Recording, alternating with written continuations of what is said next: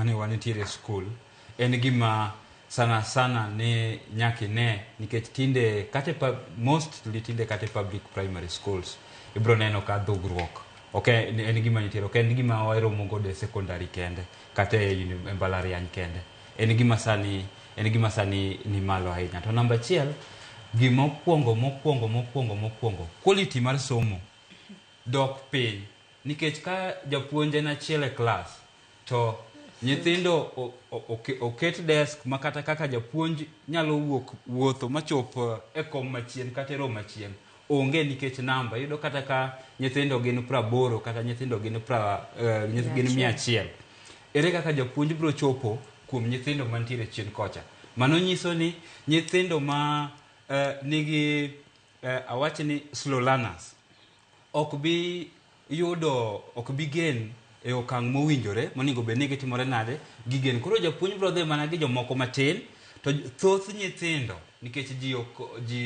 ok ringo machalre thoth nyithindo bro dong ang'o bro dong chien koro mano namba achiel quality mar somo wabro neno kodok chien kendo bro kethore kabisa to namba 2 en chal mar ngima health mar nyithindo nikech kaluwore gi ka planning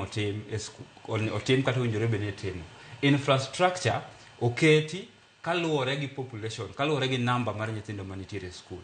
koro namba achiel kuom gik mwadhi neno ka nigi chandruok wabro neno ka kata choche ma itiyo godo e skunde ibro neno ka gin overwhelmed ibro yudo ka ages mopogore koro chako riwore kuonde mag konyruok to mano bro keto ngima joma tindo kamani matek kendo bro nyalo expose gi ne tuoche mopogore koro wabro neno ka tuoche bende nyalo timore nade tuoche bende nyalo medore to namba 3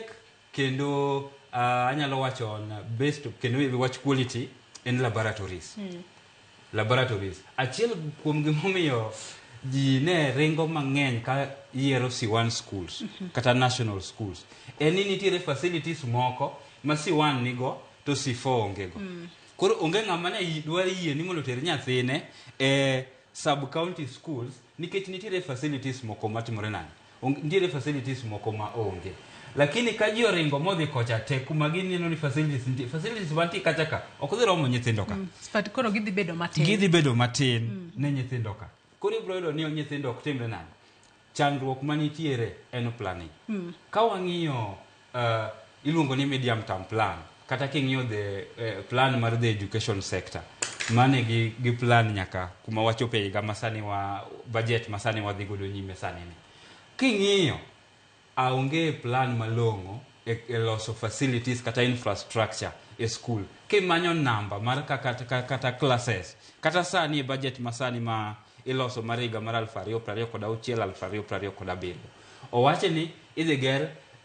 serikal chano gero classes 20,000 classes 20,000 gi ok wang'eyo ni idhi ger gi primary ok wang'eyo ni idhi ger gi secondary ok wadhi ng'eyo ni idhi ger gi level mane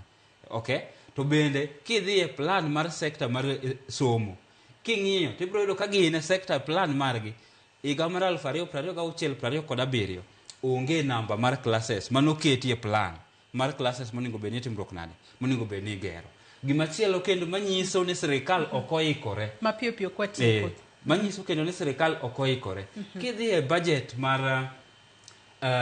mar gero gik moko e skunde meluongo ni development budget ibro neno ka e basic education kumwa uwene budget mar development serikal noduoko chien e budget mapok osom sani makokiloso sani ni budget oduok chien ogol mar nini ogol siling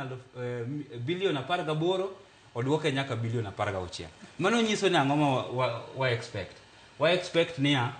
ji oningo be ni rito ni C4 schools idhi gere more classrooms idhi gere more infrastructure lakini mano ok dhi timore okang' mowinjore nikech budget onge motimruok nade mogik e bonyere 30 mogik serikal oket chenro mar duoko edu afya nitiere jonyuol mang'eny maonge gi SHA to nikech mano nyithindo ni kuond matek mar ariyo en ministry mar education nyaka gibed gi plan makare nikech gimachielo mwayudo ka en ni the quality assurance officers manitiere county kata manitiere national level ok tim tich mowinjore